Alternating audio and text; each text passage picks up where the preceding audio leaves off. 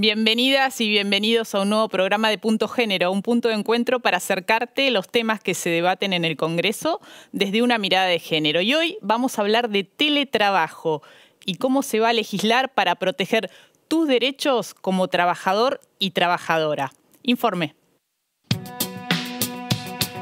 La cuarentena impuso de manera abrupta el teletrabajo. Esta modalidad despierta algunos interrogantes a la hora de pensar los derechos de los y las trabajadoras. ¿Es una ventaja trabajar desde la casa o puede convertirse en una nueva forma de flexibilización laboral? Las grandes empresas miran con entusiasmo la posibilidad de reducir costos con los empleados fuera de la oficina. ¿Cómo recae esta dinámica en las mujeres que son en su mayoría quienes también cumplen con las tareas de cuidado dentro del hogar?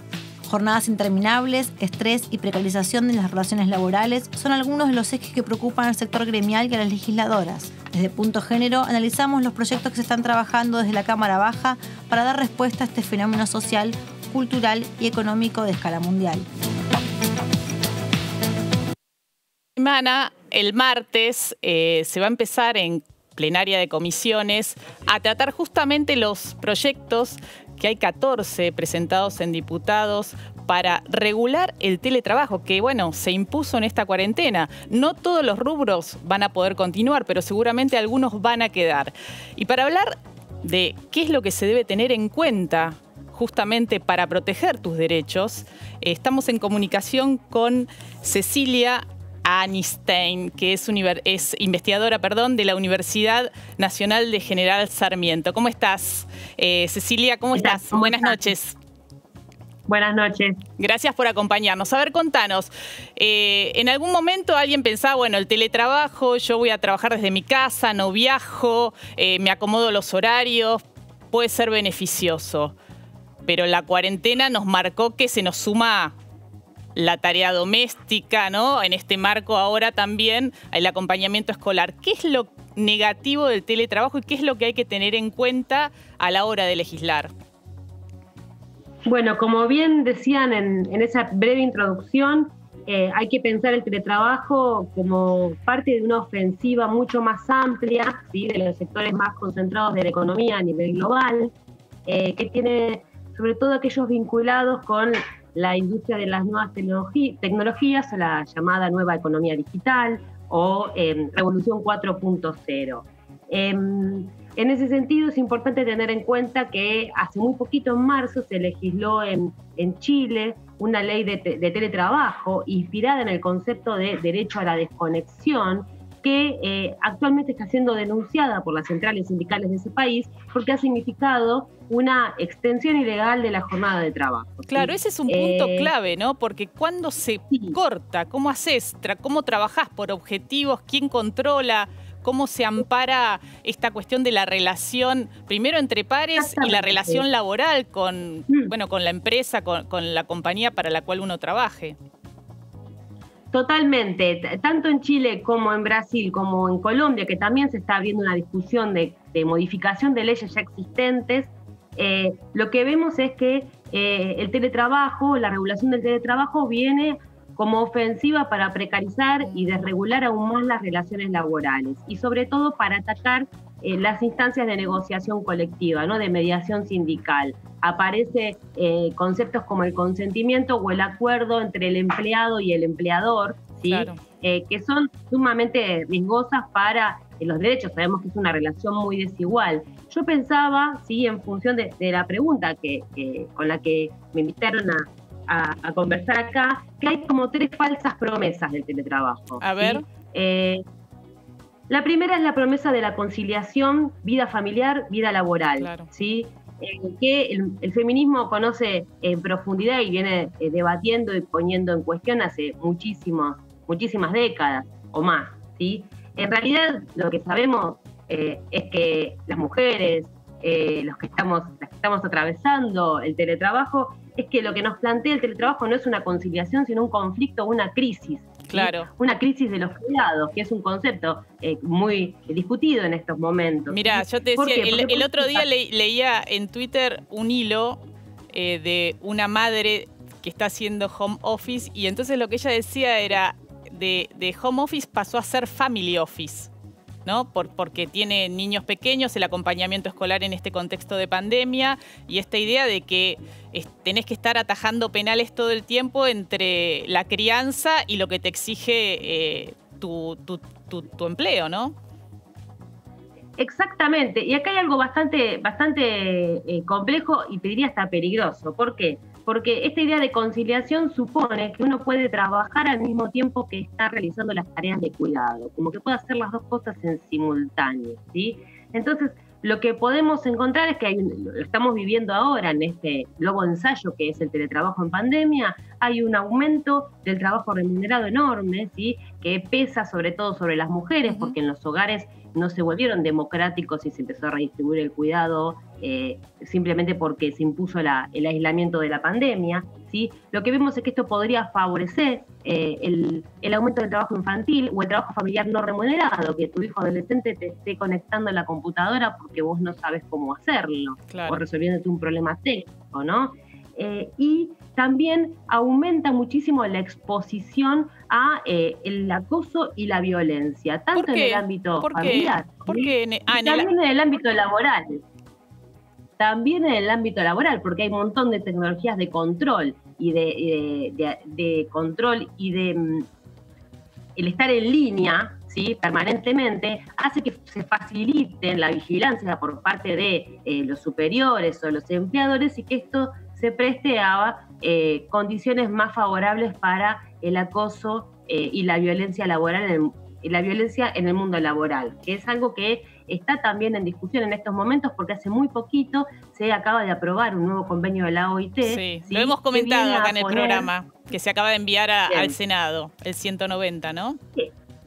¿Qué decir sobre esto? Primero que las tareas de cuidado no deberían, en la resolución de las tareas de cuidado, no deberían recaer únicamente en la familia, ¿sí? Lo que venimos reclamando desde el movimiento feminista y el movimiento de mujeres es que haya políticas integrales de cuidado, ¿sí? Entonces acá esta idea de la conciliación y que trabajar en mi casa permitiría que yo a nivel individual pueda resolver los cuidados y me ponen en una trampa. Me ponen en una trampa como trabajadora, me ponen en una trampa como mujer, me ponen en una trampa, ¿sí? Como parte del movimiento feminista. Clarísimo, ¿sí? Cecilia, clarísimo. Me trae al hogar de nuevo. Clarísimo los 3 puntos: promesa de conciliación, vida familiar y laboral, la cuestión del trabajo infantil o adolescente, ¿no? De que se sume a esto, y el aumento de las situaciones de violencia en el ámbito del teletrabajo. Te agradezco enormemente la síntesis y el aporte, y vamos a ver si estos 3 aspectos se están teniendo en cuenta a la hora de legislar, porque este martes se empiezan a discutir los proyectos. Muchas gracias. Muchísimas gracias por la invitación. Muchas gracias a vos. Buenas noches. Vamos a ver ahora, vamos a escuchar y compartir con ustedes el testimonio de Giselle. Giselle trabaja en una empresa de telecomunicaciones como analista de marketing y bueno, en el marco de la cuarentena le tocó justamente hacer teletrabajo y esto nos decía. Giselle, soy licenciada en marketing, trabajo para una empresa de telecomunicaciones en una de las áreas de estrategia comercial. Y en relación al teletrabajo, obviamente se complejiza mucho en el contexto COVID el tema de poder ensamblar todo el mundo laboral a la cotidianidad hogareña. Y en relación a la flexibilidad horaria, te permite quizás dedicarte un poco más al cuidado de tus hijos o a las mismas tareas hogareñas como hacer la comida o hacer compras o demás. Yo la verdad lo veo como un beneficio. Obviamente es súper estresante. La empresa siempre trató de buscar la manera en que ambas cosas funcionen. Lo que yo cambiaría es el hecho de que las horas que mi hijo está en el jardín yo las tomo como horas de cuidado. Me es más complicado ocuparme de mi hijo que de mi trabajo. No estoy acostumbrada a estar tantas horas con mi hijo, ni tengo los conocimientos pedagógicos como para realizar las tareas tal cual lo podría hacer un docente o una persona preparada, sino que me cuesta mucho más poder encontrar el espacio y el encuadre como para poder generar el momento para hacer la actividad didáctica. Bueno, ahí estaba Giselle, ¿no? Contando su experiencia, en esta cuarentena y cómo lo que pensaba que podría ser beneficioso se convierte tal vez en una trampa a partir de incorporar y sumar las tareas de cuidado, de crianza, como comentábamos con Cecilia.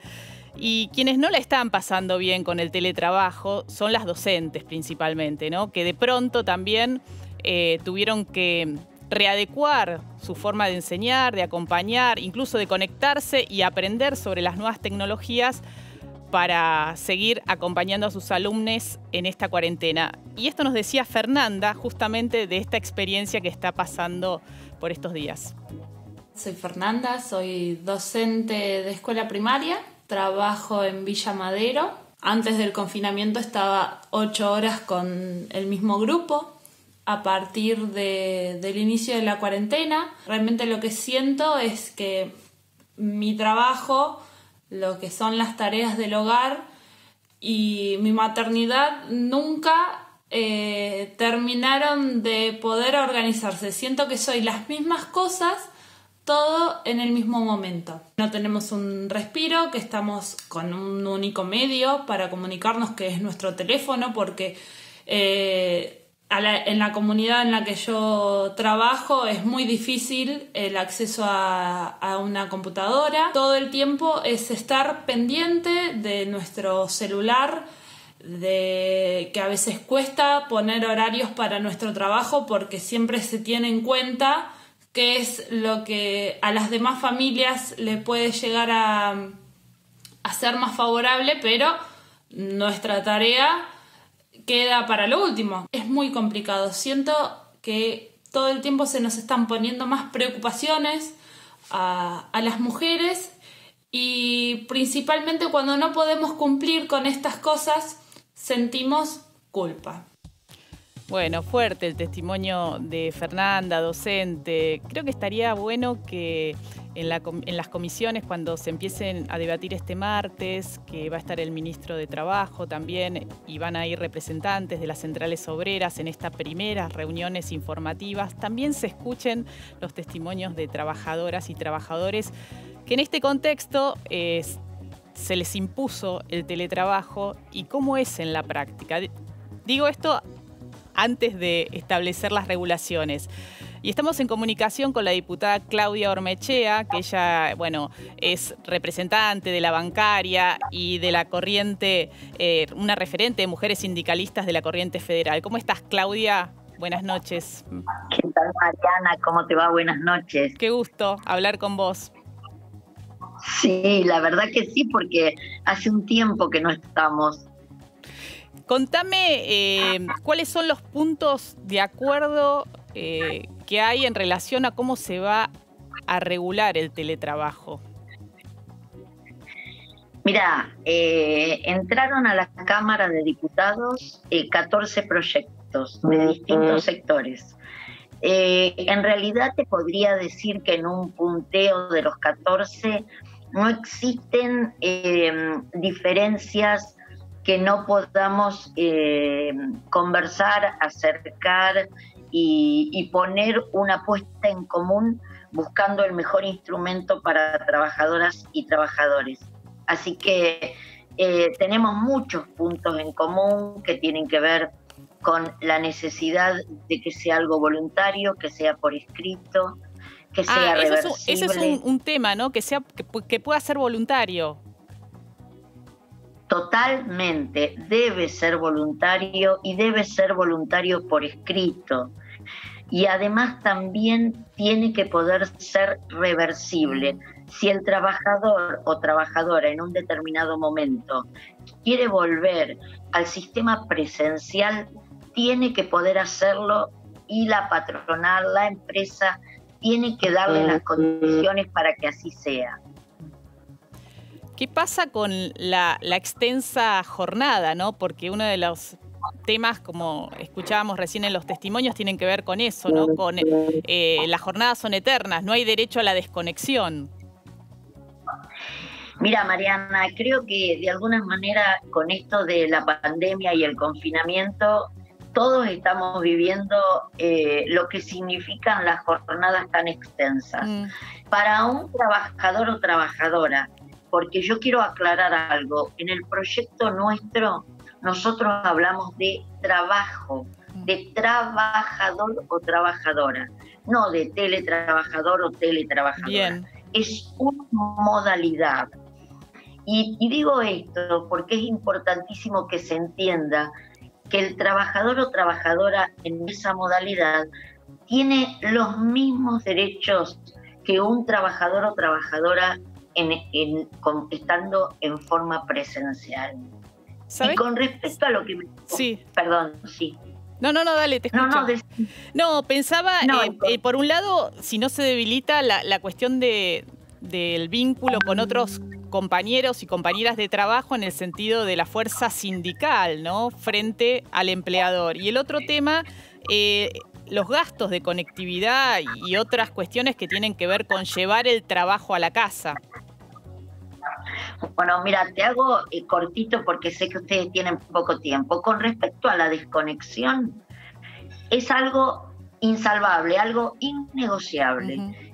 Cumplido el horario de trabajo, las horas de trabajo pactadas, la patronal, las empresas no pueden bajo ningún punto de vista interferir en el momento de la desconexión con un trabajador o una trabajadora. Tanto así como tampoco se puede premiar a un trabajador o trabajadora que no quiera el tema de la desconexión, porque si no, es dificilísimo. Nosotros decimos que una trabajadora o un trabajador se levanta y desayuna, merienda, almuerza y cena en la misma mesa muchas veces que trabaja todo el día. Y no son 2 horas, son 7 horas y media, 8 horas de trabajo. Y el gasto, de la conectividad. Justamente, las empresas están obligadas a poner todos los gastos correspondientes al instrumental, a todo lo que necesite para realizar el trabajo, y así también como gastos de luz, de gas o conectividad. Y decimos y hacemos mucho hincapié con respecto al herramental que necesita el trabajador o la trabajadora, porque si no, muy posiblemente dé lugar a discriminación.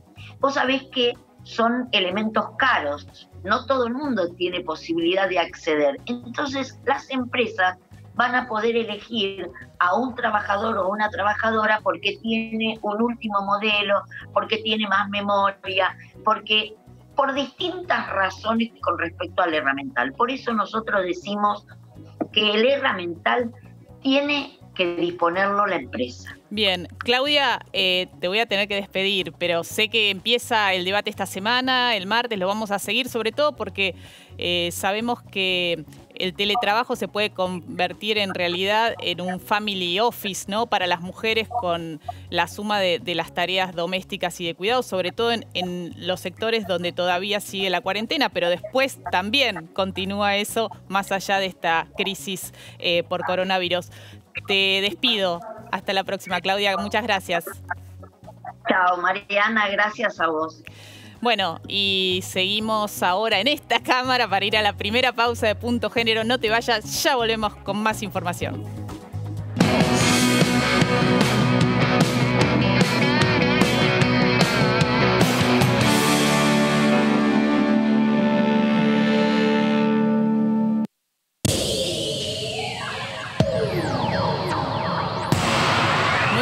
De Punto Género, y en esta sección siempre te presentamos a una nueva diputada. Hoy es el turno de Josefina Mendoza, de la UCR por la provincia de Buenos Aires.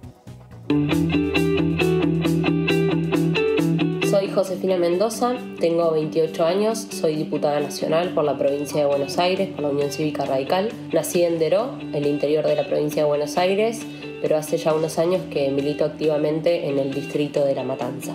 Me involucré en política porque creo que es la mejor forma que podemos tener para transformar esa realidad que no nos gusta, que no nos conforma o que nos duele. Ser mujer en política yo creo que significa ponerle más razonabilidad, más tenacidad también a todo lo que emprendemos, y por ende también significa construir espacios más igualitarios. Sin dudas creo que para terminar con la violencia machista es importante cambiar de raíz nuestra cultura machista que atraviesa nuestra sociedad de punta a punta, y creo que para eso es importante trabajar, entre otras cosas, por ejemplo, en la implementación real de la educación sexual integral. El año pasado dimos media sanción a un proyecto que era la implementación del cupo femenino en cooperativas y mutuales. Y creo que la Cámara, que actualmente conocemos como Cámara de Diputados, tranquilamente podríamos reemplazar por diputades y que estemos todos y todas incluidos en una sola palabra. Hace muchos años que milito por la despenalización y la legalización del aborto en nuestro país. Las mujeres deberíamos tener el derecho a decidir sobre nuestros cuerpos, pero también porque creo que es un tema de salud pública. Y ahí la diputada hablaba de la legalización del aborto y me hizo acordar que esta madrugada se cumplieron 2 años de la media sanción que se le dio en diputados al proyecto de despenalización y legalización del aborto, y ahora bueno, se está esperando que en algún momento el Poder Ejecutivo envíe el proyecto que anunció el presidente Alberto Fernández nuevamente para que se debata, se supone, después de esta cuarentena. Tenemos informativo, lo vemos. La Comisión de Salud de la Legislatura porteña empezó el tratamiento para regular la atención integral de las personas con derecho a la interrupción legal del embarazo, con el objetivo de contar con un protocolo de acuerdo a los estándares que fijó la Corte Suprema de la Nación en el fallo FAL. Legisladoras de distintas bancadas propusieron que la Cámara Baja pase a llamarse Honorable Cámara de Diputadas y Diputados de la Nación. El lenguaje que usamos no es inocente. El uso universal que nombra a la humanidad como lo masculino provoca una desigualdad simbólica de la percepción que se construye sobre las mujeres, dice la iniciativa en los fundamentos. Se realizó el primer encuentro para la construcción de un proyecto de la Ley de Paridad de Género y Cupo Trans en los medios, convocado por la presidenta de la Comisión de Mujeres y Diversidades, Mónica Macha, y el portal feminista LatFem. Paralelamente, la senadora Norma Durango presentó otra iniciativa que apunta a garantizar la paridad en el acceso y permanencia del personal de los servicios de comunicación audiovisual del Estado Nacional, especialmente en los cargos de conducción y toma de decisiones. El diputado del Frente de Todos, Leonardo Grosso, junto con distintos legisladores de su bloque, impulsó un proyecto de ley para que quienes trabajan en comedores y merenderos, en su mayoría mujeres, cobren un bono de 5.000 pesos. Legisladores del oficialismo y la oposición presentaron un proyecto en el que expresan preocupación por los contenidos educativos que imparten en sus colegios la Fraternidad de Agrupaciones Santo Tomás de Aquino, por considerar que son violatorios de la ley antidiscriminatoria, la ley de salud sexual y procreación responsable, la de matrimonio igualitario y identidad de género, entre otras. Y para hablar de este último tema que veíamos en el informativo, estamos con la diputada Mara Brauer, justamente, que es la autora del proyecto que se presentó sobre esta red de colegios donde, según denunció el INADI, se están impartiendo contenidos que tienen que ver con discursos de odio, de homofobia, transfobia, y decía discursos de odio hacia las feministas, ¿no? ¿Es algo así? Sí, la verdad que las denuncias que hemos recibido, bueno, yo primero me entero por la nota que vos hiciste en Página 12, después por las redes sociales, y a partir de que presentamos el proyecto nos empezaron a llamar de todo el país. Inclusive recibí una llamada de una exalumna de Alemania, donde claramente lo que denuncian es violaciones a los derechos humanos, violaciones a nuestra Constitución y a las leyes que rigen la educación en Argentina. Yo quiero hacer como una aclaración. FASTA es una agrupación católica, ¿no? Católica integrista, que tiene más o menos 23 colegios y recibe 440 millones de pesos, según el último balance que presentó en la Inspección General de Justicia, en subsidios estatales por las distintas provincias. Y yo me pregunto, Mara, ¿se puede decir cualquier cosa en las aulas? ¿Pueden impartir o enseñar con un manual que sea violatorio de las leyes que tenemos en la Argentina? No, en Argentina la Constitución dice claramente, en Argentina hay libertad de culto, libertad de enseñar y de aprender. Eso lo dice el artículo 14, pero el artículo 31 dice que los derechos en Argentina no son absolutos, se rigen por la Constitución y por las leyes vigentes. Y Argentina suscribió los pactos internacionales. En la Argentina no puede haber violencia física hacia los chicos. Hay denuncias de violencia física. En Argentina se deben respetar la ley de educación sexual integral.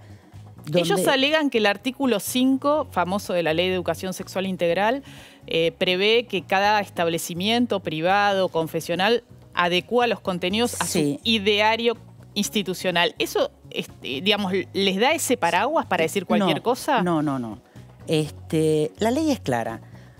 Vos tenés los lineamientos curriculares obligatorios.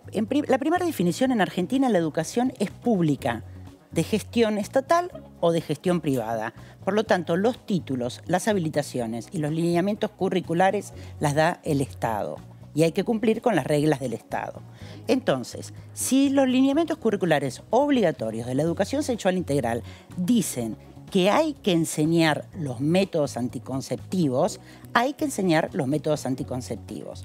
¿Qué significa adecuar con el ideario? Vos tenés que enseñar los métodos anticonceptivos y decirle al chico, estos son los métodos anticonceptivos, pero mi ideario te recomienda, no como método anticonceptivo, sino como conducta de vida, la abstinencia. Claro, eso lo podés hacer. Uno de los manuales, claro, decía que no servía el preservativo para prevenir el VIH. No podés hacer.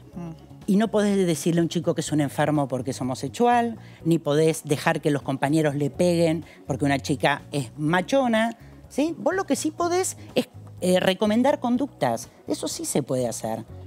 Acá en la ciudad de Buenos Aires hay 3 colegios FASTA. Uno en el barrio de Palermo, el Caterina, el Aneiros en el barrio de Flores y el San Vicente de Pols en Villa Devoto.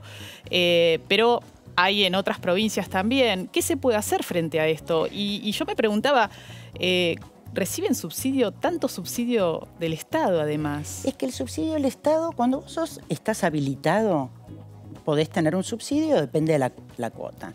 El tema es que es obligación de los estados provinciales supervisar. Como supervisás las escuelas de gestión pública, tenés que supervisar. Y si una escuela no cumple con las leyes que rigen nuestra patria, con nuestra Constitución, esas escuelas tienen o que modificar lo que están haciendo o se les quita, no el subsidio, sino directamente el título habilitante, la posibilidad de enseñar, de otorgar títulos con reconocimiento. Y en los oficial. testimonios que se comunicaron, ¿qué es lo que te cuentan? Bueno, por ejemplo, la chica que me llamó de Alemania, ella es chilena, vivió un tiempo en Argentina. El 2 de abril, Malvinas, la tenían todo el día parada frente al aula por chilena, y como los chilenos no nos apoyaron en la guerra de Malvinas, ella pasaba a ser castigada todos los 2 de abril. Otras denuncias, unos chicos que le dijeron que le iban a violar por fea, se lo cuenta la preceptora. Bueno, los varones tienen que desarrollar su virilidad. Claro, ahí lo que yo observaba en los testimonios que leí en las redes sociales es que había, el bullying lamentablemente sabemos que ocurre en cualquier escuela, ¿no? El hostigamiento entre pares.